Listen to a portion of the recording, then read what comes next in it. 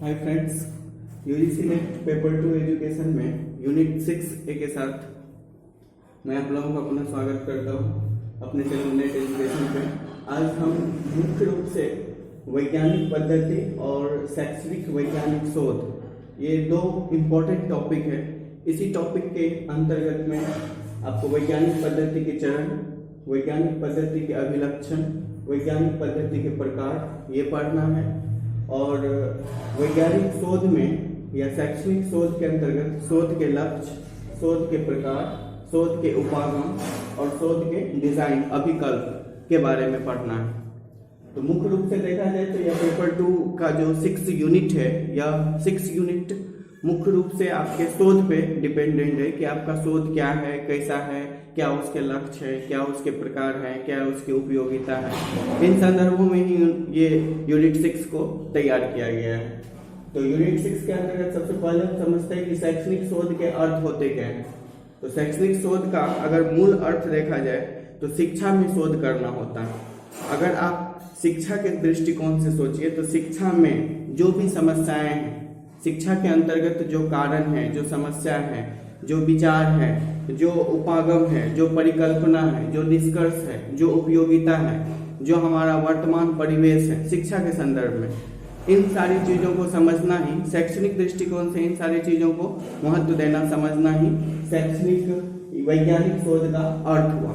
अब वैज्ञानिक शोध का विषय क्षेत्र यानी कि scope of the scientific research की बात करते हैं अगर हम, तो स्कोप क्या होगा। तो जो एजुकेशनल एरियाज था, हमने इससे पूर्व के क्लास में हमने देखा था कि एजुकेशनल एरियाज को 3 भाग में बांट दिया गया था, जो primary, secondary and higher secondary था।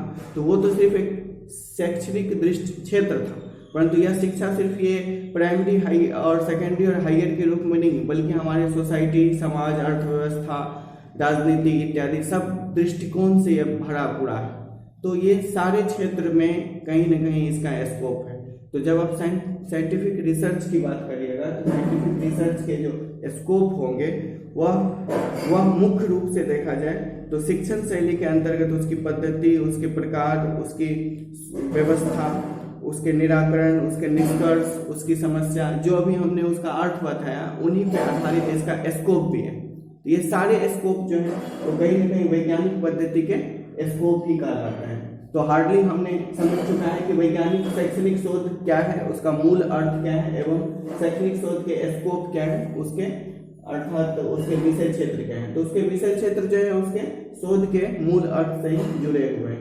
थर्ड स्टेप है हमारा कि वैज्ञानिक पद्धति के मेथड में, वैज्ञानिक पद्धति के चरण क्या है, साइंटिफिक मेथड के स्टेप्स क्या है, कैरेक्टरिस्टिक्स क्या है एंड टाइप्स क्या है। तो चरण की बात हम करते हैं कि वैज्ञानिक पद्धति के चरण क्या है।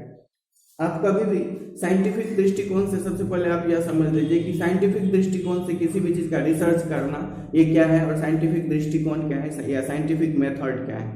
तो किसी भी समस्या, चाहे वो समस्या सोशल हो, पॉलिटिकल हो, इकोनॉमिकल हो, कल्चरल हो या साइंस का हो, किसी भी समस्या का अगर हम वैज्ञानिक तरीके से निदान करते हैं तो वह हमें मुख्य रूप से एक सही निष्कर्ष की ओर ले जाता है। क्यों ऐसा क्यों होता है? क्योंकि विज्ञान की जो तकनीक है शोध करने की, विज्ञान की जो व्यवस्था है, क्रियाविधि है, मेथड है, वो कहीं ना कहीं से एक परिशुद्ध है, मतलब शुद्धता है, उसमें शुद्धता है, प्यूरिटी। तो ये शुद्धता होने के कारण वह हमें सही दिशा में ले जाता है और यह शुद्धता ऑथेंटिक होती है, विश्व स्तरीय होती है, सभी जगह सर्वमान्य होता है। इसलिए वैज्ञानिक दृष्टिकोण को ही एक अच्छा दृष्टिकोण या अच्छी शोध प्रणाली माना जाता है। आप किसी भी समस्या को सबसे पहले आप जब समस्या पहचानिएगा कि हमको किस समस्या पे रिसर्च करना है, फिर समस्या के बाद आप उसको कारण के रूप में समझिएगा कि कौन सी कारण है, इस समस्या के उत्पन्न होने के कारण क्या है। फिर उसका आप एक व्याख्यात्मक रिसर्च तैयार करिएगा और लास्टली आप एक डिसीजन या निष्कर्ष के रूप में आप तैयार करिएगा। तो ये जो स्टेप्स हैं, जो फर्स्ट टाइम में हमने इंडिकेट किया कि what is the problem, second time में हमने देखा कि cause of the problem, third time में हमने देखा कि डिस्क्रिप्शन या describe of the problem and fourth time में देखा कि ये डिसीजन ऑफ द प्रॉब्लम या निष्कर्ष या स्टेटमेंट जो लास्टली निष्कर्ष निकला वो कंक्लूजन ऑफ द प्रॉब्लम। तो ये जो स्टेप्स हैं, यही स्टेप्स एक प्रकार का वैज्ञानिक विधि है। आप इसे कहीं लिख लीजिएगा, ये जो वैज्ञानिक विधि के स्टेप हैं यही है। पहले आप समस्या ढूंढते हैं, दूसरे में आप उसके कॉज ढूंढते हैं, थर्ड में आप उसकी व्याख्या करते हैं, और फोर्थ में आप निष्कर्ष के पास जाते हैं। ये जो 4 स्टेप है, बेसिक 4 स्टेप, यही एक प्रकार का एक ऑथेंटिक साइंटिफिक रिसर्च मेथड है। और इन्हीं विधियों के अब लक्षण, प्रकार इत्यादि को हमें पढ़ना है। तो वैज्ञानिक पद्धति सबसे अच्छी पद्धति होती है शोध की। वैज्ञानिक पद्धति कैसे होती है आप समझ गए। इन 4 टर्मों पे डिपेंडेंट एक रिसर्च मेथोडोलॉजी को हम लोग साइंटिफिक रिसर्च बोलेंगे।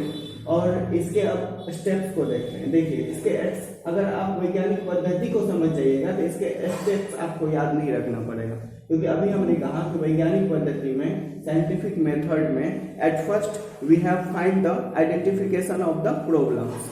उसमें हम सबसे पहले समस्या की पहचान करते हैं। एंड सेकेंड स्टेप क्या है, कॉज ऑफ द प्रॉब्लम्स, समस्या के कारण। और थर्ड स्टेप क्या है, डिफिनेशन ऑफ द प्रॉब्लम। और फोर्थ स्टेप क्या है, कंक्लूजन ऑफ द प्रॉब्लम। ये 4 स्टेप आपको पता हो गया तो यही स्टेप्स जो हैं एक साइंटिफिक स्टेप्स ही इसके स्टेप्स होंगे। पहले है समस्या की पहचान, फिर दूसरा है आंकड़े का संग्रह या विश्लेषण, समस्या की पहचान, दूसरा है परिकल्पना का निर्माण, और फिर है कारण की पहचान, और फिर आंकड़े का संग्रह और विश्लेषण, और निष्कर्ष एवं निराकरण। तो ये जो है समस्या की पहचान, यही हुआ हमारा 1, आइडेंटिफिकेशन ऑफ द प्रॉब्लम। दूसरा है परिकल्पना का निर्माण, अर्थात जो हम डिजाइन तैयार करते हैं, डिजाइन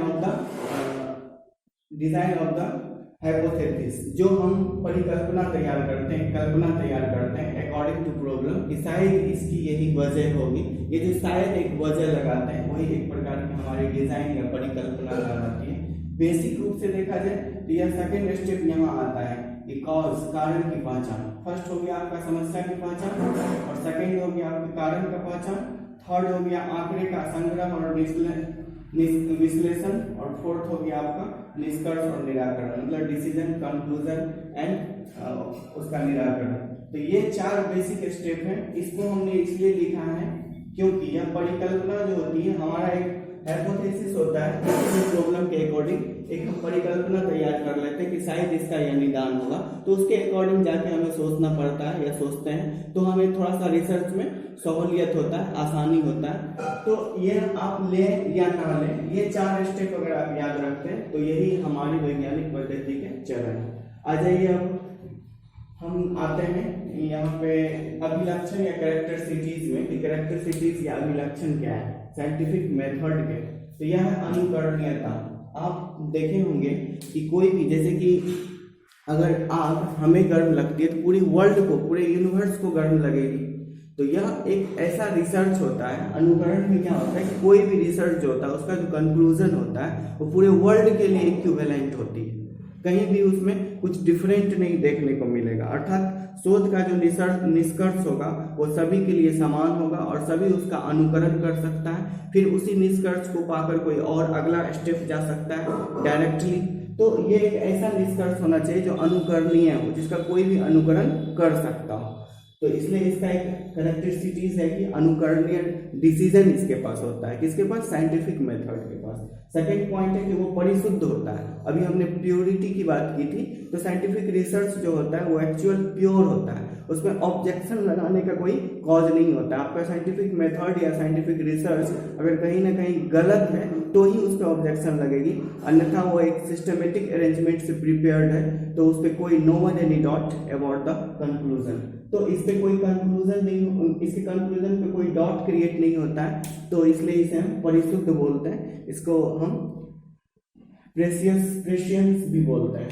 नेक्स्ट पॉइंट है, ये हमारे सिलेबस में दिया हुआ है। आप लोग अपने सिलेबस को, आप लोगों को हम फिर से कहना चाहते हैं कि आप अपने सिलेबस को इंग्लिश मीडियम और हिंदी मीडियम दोनों मीडियम में प्रिंट कर लें, ताकि बहुत सारे वर्ड आपको सिलेबस के मीनिंग वर्ड सिलेबस से ही मिल जाएगा। और मजे की बात तो ये है कि आप कभी देखे नहीं हैं, किसी भी सिलेबस को आप देखिए, किसी भी मीन्स यूजीसी नेट के सिलेबस को आप डीपली आप देखिए तो आपको यह फील हो जाएगा कि जितने भी पॉइंट्स दिए हैं उसका डिसीजन, कंक्लूजन एंड अप्रोचेस सब उसी में दिया हुआ है। आपको सिर्फ उसको समझना है, उस वर्ड को समझना है। सिर्फ वर्ड को आप समझ लेते हैं तो फिर आपको आगे पढ़ने की जरूरत नहीं है, और इस वर्ड को समझने के लिए ही हम एक्सप्लेन कर रहे होते हैं। So I can say to all peacefully listen to me.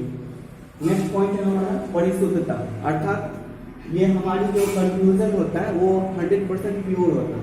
And third है हमारा मिथ्यापनीयता, अर्थात हमारा जो निष्कर्ष होता है वह कहीं न कहीं सच ही होता है, वो गलत या मिथ्या या झूठ होने की उसकी आदत नहीं होती। अर्थात साइंटिफिक मेथड जो होता है वो 100% सच होता है, शुद्ध होता है और अनुकरणीय होता है। और फोर्थ हमारा मितव्ययिता, अर्थात मितव्ययिता को हम बोलेंगे प्रेस्योनी, अर्थात यह एक प्रकार की ऐसी प्रक्रिया है जिसमें आपको कम लागत, कम खर्च, कम संसाधन, कम उपयोगिता, कम सब कुछ कम, अर्थात कम से कम समय, कम से कम उपयोगिता, कम से कम लागत, कम से कम संसाधन में भी आप साइंटिफिक रिसर्च कर सकते हैं। या यूं कहें कि आप अगर कोई सोशल या अगर ह्यूमैनिटिक कोई रिसर्च कर रहे हैं और उस रिसर्च का मेथड अगर साइंटिफिक है तो आप बैठे बैठे रिसर्च कर लीजिएगा, आपको कुछ नहीं करना पड़ेगा, ना कहीं जाना है। एज ए एग्जाम्पल, अगर आप एक सोशल या एक ह्यूमैनिटिक कैरेक्टर्स की अगर के अवार्ड में के बारे में आप अगर रिसर्च करना चाहते हैं तो आप सोचिए कि अगर कोई किसी को दुख होता है तो क्यों होता है, खुशी होता है तो क्यों होता है, दुख का कारण क्या है, वास्तविकता क्या है, सच क्या है, स्वर्ग क्या है, इत्यादि इन सारी चीज़ों को ढूंढने के लिए जो आप एक साइंटिफिक रिसर्च के पास रिसर्च कर रहे हैं तो क्या इसके लिए आपको कहीं जाना है? नहीं जाना है, बस साइंटिफिक व्यू अपनाना है और साइंटिफिक स्टेप्स अपनाना है। फिर आपका जो कंक्लूजन होगा वो एक प्रकार का मिड वे कंक्लूजन होगा, क्योंकि आपने बैठे बैठे सिर्फ अपने माइंड के लेवल पे, अपने बुद्धि तर्क के लेवल पे एक डिसीजन निकाला है अकॉर्डिंग टू साइंटिफिक मेथड। सो यह डिसीजन जो होगा एक मिड वे डिसीजन होगा, अर्थात साइंटिफिक मेथड के अंतर्गत जितने भी लगभग डिसीजन होते हैं वो एक मिड वे ही होते हैं। तो यही कैरेक्टर्स हैं साइंटिफिक मेथड के। एंड इसके टर्म है types of the scientific methods को आप देखते हैं तो यह है अन्वेषणात्मक। अन्वेषण को हमारे सिलेबस में गवेषणात्मक भी लिखा है। गवेषणात्मक अर्थात अन्वेषणात्मक आई मीन डिस्कवरी या खोजबीन, जांच प्रणाली इत्यादि। तो यह जो है हमारा टाइप्स जो है साइंटिफिक मेथड जो है वो एक प्रकार की खोजबीन करने की प्रणाली है, सिस्टम है, इसलिए हमें गवेषणात्मक या इसे अन्वेषणात्मक प्रकार के अंतर्गत रखा गया है। दूसरा है हमारा व्याख्यात्मक, जिसको हम एक्सप्लानेटरी बोलेंगे, यह एक व्याख्या करने की भी प्रक्रिया है। अर्थात साइंटिफिक मेथड में हम किसी भी प्रॉब्लम्स के अकॉर्डिंग हम उसके identification, cause and analysis and decision के लिए हम जो डिस्क्रिप्टनेस एक्सप्लानेटरी एक्सप्लेन करते हैं वो एक्सप्लेन कहीं ना कहीं हमारा एक टाइप्स हो जाता है, जो टाइप्स एक्सप्लानेटरी टाइप के टाइप कहलाता है। अर्थात साइंटिफिक मेथड का एक टाइप्स जो है वो एक्सप्लानेटरी है और एक जो है जो आपने पहले पढ़ा अन्वेषणात्मक उसको एक्सप्लोरेटरी बोलेंगे। और थर्ड है हमारा वर्णनात्मक। वर्णनात्मक प्रकार, यह वर्णनात्मक प्रकार के अंतर्गत एक डिस्क्रिप्टिव टाइप का, जो आप विस्तारवादी रूप से जब किसी डिसीजन के स्तर को समझते हैं, उसका वर्णन करते हैं, उसकी सच्चाई तक पहुंचते हैं एक डिस्क्रिप्टिव रूप में, तो एक प्रकार का वर्णनात्मक प्रकार माना जाएगा। साइंटिफिक मेथड का एक वर्णनात्मक अध्ययन माना जाएगा। तो बेसिकली टाइप को साइंटिफिक मेथड्स के टाइप को 3 भाग में डिवाइड किया गया है, जो एक्सप्लोरेटरी, एक्सप्लानेटरी और डिस्क्रिप्टिव टाइप्स। तो इसे आप इसी रूप में याद रखिएगा। ये वर्ड आपको समझना है कि अन्वेषण का मतलब होता है खोजबीन, व्याख्या का मतलब होता है उसके निष्कर्ष पर प्रकाश डालना, और वर्णनात्मक का अध्ययन होता है का मतलब होता है हमारे निष्कर्ष को, समस्या के निष्कर्ष को समझना, उसका वर्णन करना या उसे सुलझाना। ये मीनिंग आपको जब याद हो जाएगा तो ऑटोमेटिक आप टाइप समझ लीजिएगा। नेक्स्ट पॉइंट पे आते हैं हम लोग। नेक्स्ट है कि शैक्षिक वैज्ञानिक शोध यानी कि एजुकेशनल साइंटिफिक रिसर्च। तो एजुकेशनल साइंटिफिक रिसर्च के एम्स क्या है, टाइप्स क्या है, अप्रोचेस क्या है एंड डिजाइन क्या है। तो साइंटिफिक रिसर्च के जो एम्स हैं वो एम्स क्या है, तो वैज्ञानिक क्रियाविधि अर्थात साइंटिफिक एक्शन लेना। दूसरा है समस्या का समाधान अर्थात solution of the problem. Third है सिद्धांत का निर्माण अर्थात एक प्रिंसिपल का कंस्ट्रक्शन, निर्माण या create of a principle and third है डिसीजन मेकिंग। तो आपने जो 4 यहाँ पे स्टेप्स पढ़े थे आप देख लीजिए। साइंटिफिक मेथड में 4 स्टेप पढ़े थे आप। इसके 4 स्टेप होते हैं, एक समस्या की पहचान करना, दूसरा कारण की पहचान करना, तीसरा आंकड़े का विश्लेषण करना और चौथा निष्कर्ष पर पहुंचना। यही तो आखिर इसके एम है। जो आपने चरण पढ़े थे वो उसके एम हो गए, क्योंकि इस एम के अकॉर्डिंग कोई भी डिसीजन, कोई भी मेथड अपनाया जाए वो साइंटिफिक मेथड होगा। तो आपको अगर यह चरण याद होता है तो ऑटोमेटिक आप समझिए हमको एम याद है। क्यों? क्योंकि आपको साइंटिफिक रिसर्च के एम वही हो सकते हैं जो उसके स्टेप्स हैं, क्योंकि स्टेप्स के अकॉर्डिंग ही उसके एम होंगे। फर्स्ट स्टेप अगर समस्या की पहचान करना तो पहला एम हो गया उसको कि वैज्ञानिक एक्शन लेना समस्या को पहचान करने के लिए, जैसे एनालिसिस करते थे हम किसी समस्या का। दूसरा है उसका कि कारण की पहचान करना, तो उसका है समस्या का समाधान करना। जो आप पहचान करिएगा समस्या का, कारण को पहचानिएगा तो उसका समाधान तक पहुंचिएगा। थर्ड है सिद्धांत का निर्माण करना, अर्थात आंकड़े और विश्लेषण के बेस पे एक प्रिंसिपल आप तैयार कीजिएगा।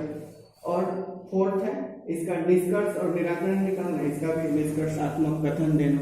तो ये लक्ष्य, ये एक स्टेप्स हैं, इसे आप इसी वे में याद कीजिए। शायद स्पेशली याद रहेगा। आप इसका स्क्रीनशॉट ले लीजिए, इसे आप एक चार्ट के रूप में तैयार कर लीजिएगा। वैसे डिस्क्रिप्शन बॉक्स में जो हम पीडीएफ देंगे उसमें इसे हम समझा चुके हैं, परंतु इस चार्ट को आप जरूर स्क्रीनशॉट लेके आप अपने कॉपी में लिख लीजिएगा। नेक्स्ट पॉइंट है हमारा साइंटिफिक रिसर्च के स्टेप्स क्या है। तो साइंटिफिक रिसर्च जो है वो बेसिकली तीन प्रकार का माना गया है। एक मौलिक माना गया है। इस मौलिक रिसर्च को हम लोग बोलेंगे फंडामेंटल टाइप्स। ये फंडामेंटल कहलाएगा और ये अनुप्रयुक्त जो लिखा हुआ है ये अप्लाइड कहलाएगा। यह फंडामेंटल कहलाएगा और ये अप्लाइड कहलाएगा और ये क्रियाशील जो है एक्शन प्लान कहलाएगा।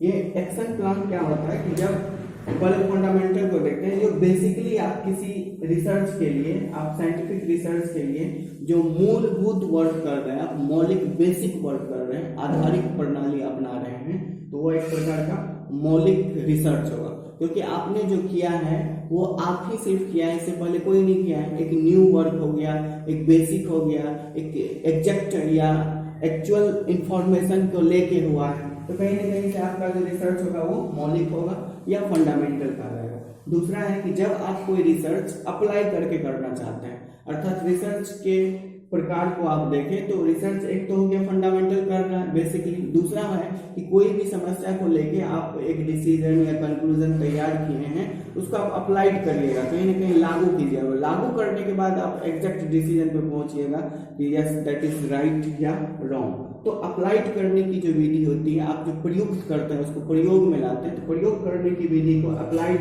टाइप्स कहा जाएगा। तो अप्लाइड टाइप्स में आप अनुप्रयुक्त, हिंदी में इसको वर्ड दिया गया है हमारे सिलेबस में, इसे अनुप्रयुक्त प्रकार में माना जाएगा, अर्थात ये अप्लाइड टाइप है साइंटिफिक रिसर्च का। और थर्ड है हमारा एक्शन यानी कि क्रियाशील। जब भी आप कभी भी छोटे छोटे स्टेप्स में जो आप डिसीजन लेते हैं, साइंटिफिक डिसीजन लेते हैं, वो कहीं ना कहीं एक साइंटिफिक रिसर्च है। अगर आपके साथ अचानक कोई समस्या आ जाती है और आप उसको तुरंत निदान करते हैं, जस्ट निदान करने की सोचते हैं, वो तो कहीं ना कहीं से हमारा एक्शन रिसर्च होता है, जो एट ए टाइम होता है, वो क्विक होता है, बट होता उसी प्रोसेस से। Now first we have find the identification of the problem and the second step of the cause of the problem and third analysis या differentiation of the data and fourth conclusion of the problem. So I can say to all that action plan is very quickly but it is process the scientific method. And third point है हमारा कि approaches. What is the approaches of the scientific research? तो इसके approaches क्या हैं, scientific research के approach क्या है, उपागम क्या है। तो इस उपागम की बात करते हैं हम। तो इसके अप्रोच को मुख्य रूप से दो भागों में बांटा गया है। एक है मात्रात्मक का अर्थ होता है कि मात्रा के आधार पर जब हम डिजिट लेते हैं, नंबर लेते हैं, कोई डाटा लेते हैं, इंफॉर्मेशन लेते हैं, उसके बेस पे जब आप कोई साइंटिफिक रिसर्च करते हैं तो यह एक मात्रात्मक उपागम हो गया। या जब कोई डिजिट लिए हैं आप या कोई आप डाटा लिए हैं, तो डाटा, डिजिट, नंबर इत्यादि के बेस पे यानी कि अप्रोच पे जब आप साइंटिफिक रिसर्च करते हैं तो वो मात्रात्मक रिसर्च कहलाती है। बट आप कभी भी अगर किसी के स्किल का, किसी की क्वालिटी का, किसी के डेवलपमेंट का, किसी के नॉलेज का और किसी के एबिलिटी का, किसी की कैपेसिटी का के बेस पे या इन चीज़ों पे आप जब साइंटिफिक रिसर्च कर रहे होते हैं तो वो एक प्रकार का गुणात्मक रिसर्च कहलाता है। इसको हम लोग क्वांटिटेटिव एंड क्वालिटेटिव रिसर्च बोलेंगे। So I can say that is the quantitative approaches and that is the qualitative approaches for the scientific research. And the fourth step या last step of the class that is the अभिकल्प design of the scientific research। तो हमारा design क्या होना चाहिए, हमारा scientific research का अभिकल्प क्या होना चाहिए। तो इसके मुख्य रूप से 3 अभिकल्प दिए हुए हैं according to my syllabus. First है हमारा वर्णनात्मक डिजाइन। वर्णनात्मक डिजाइन के अंतर्गत हम किसी भी निष्कर्ष के स्तर तक पहुंचने के लिए जो वर्णन करते हैं, सर्वेक्षण करते हैं, कहीं न कहीं से हम कुछ ऑब्जर्वेशन करते हैं, कोई डाटा को कलेक्ट करते हैं, फिर उसका ऑब्जर्वेशन करते हैं और ऑब्जर्वेशन के बाद हम एक डिसीजन पे पहुंचते हैं। तो इसके वर्णनात्मक को आप देखें तो डाटा का कलेक्शन हो गया, फिर ऑब्जर्वेशन हो गया और फिर एक डिसीजन हो गया। तो ये 3 स्टेप्स वर्णनात्मक स्टेप्स में देखिए, वर्णन करने के लिए आप डाटा कलेक्ट किए, फिर उसका ऑब्जर्वेशन किए और फिर डिसीजन लिए।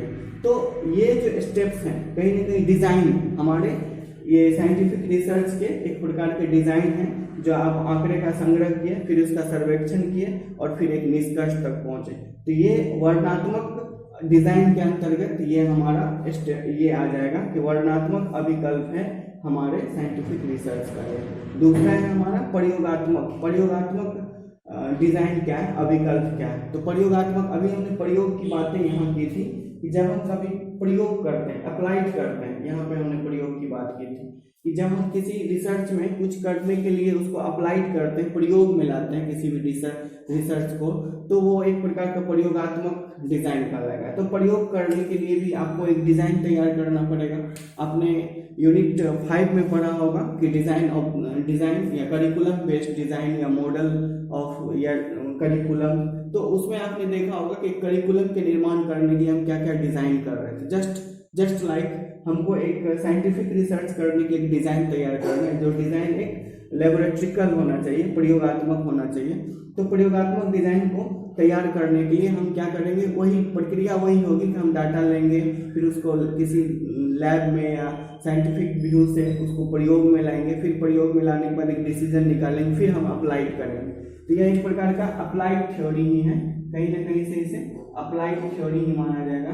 तो ये अप्लाइड डिजाइन कहा जाएगा। प्रयोगात्मक डिजाइन जो है एक प्रकार का अप्लाइड डिजाइन होगा जो आप अप्लाई के आधार पर अर्थात प्रयोग के आधार पर यह कर सकते हैं। और लास्ट पॉइंट है हमारा ऐतिहासिक यानी कि हिस्टोरिकल डिजाइन। हिस्टोरिकल डिजाइन के अकॉर्डिंग हम यही कहेंगे कि जब हम कभी पूर्व का कोई डाटा लिए, जैसे पूर्व की कोई अवधारणा है, कॉन्सेप्ट है, उसके अकॉर्डिंग हम कोई साइंटिफिक रिसर्च करना चाह रहे हैं और साइंटिफिक रिसर्च करने में हमने वर्तमान समय में वो रिसर्च किया और फॉर फ्यूचर के लिए हमने एक डिसीजन तैयार कर दिया।